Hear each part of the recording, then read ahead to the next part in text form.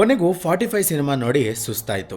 But ಒಂದು ವಿಷಯ ಅಂತೂ ಅಪ್ರಿಷಿಯೇಟ್ ಮಾಡಲೇಬೇಕು, ಏನು ಅಂತ ಹೇಳ್ತೀನಿ. ಆದರೂ ಈ ಸಿನಿಮಾದಲ್ಲಿ ಮೇಕರ್ಸ್ ಹಾಕಿರೋ ಎಫರ್ಟ್ಸ್ನ ನೋಡಿದ್ರೆ ಅಯ್ಯೋ ಪಾಪ ಅನಿಸ್ತಿದೆ. ಸಿನಿಮಾದ ಪ್ಲಾಟ್ಗೆ ಬಂದರೆ ಒಂದು ನಾಯಿ ಸಾಯುತ್ತೆ, ಅದನ್ನು ಸಾಯಿಸಿದವ್ರನ್ನ ಸಾಯಿಸಬೇಕು ಅನ್ನೋದೇ ಮಿಷನ್.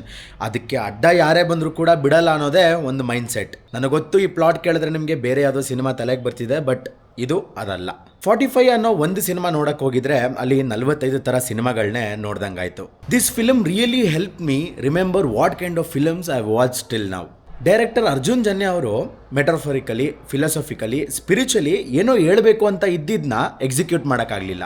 ಗರುಡ ಪುರಾಣ ರೆಫರೆನ್ಸ್ನ ಇಟ್ಕೊಂಡು ಒಂದು ಟ್ರಾಫಿಕ್ ಅವೇರ್ನೆಸ್ ಸ್ಕ್ರಿಪ್ಟ್ನ ಬರೆದ್ರೆ ಅದೇ 45. ಇಡೀ ಸಿನಿಮಾದಲ್ಲಿ ಸ್ಟ್ಯಾಂಡ್ ಔಟ್ ಆಗೋದು ಎರಡೇ ವಿಚಾರ.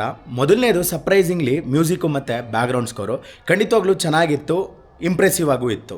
ಇನ್ನು ಎರಡನೇದು 3 ಆ್ಯಕ್ಟರ್ಸಿನ ಪರ್ಫಾರ್ಮೆನ್ಸು. ರಾಜ್ಬಿ ಶೆಟ್ಟಿ ಮತ್ತು ಉಪೇಂದ್ರ ಮತ್ತು ಶಿವರಾಜ್ ಕುಮಾರ್ ಅವರ ಒಂದು ಪರ್ಫಾರ್ಮೆನ್ಸ್ನ ನೋಡೋದಕ್ಕೆ ನಿಜವಾಗ್ಲೂ ಚೆನ್ನಾಗಿತ್ತು. And the climax part was really good. ಇನ್ನು ಅರ್ಜುನ್ ಜನ್ಯ ಅವರು ಕ್ರಿಯೇಟ್ ಮಾಡಿರೋ ವರ್ಲ್ಡು ಸ್ವಲ್ಪ ಕ್ರೇಜಿಯಾಗೇ ಇದೆ.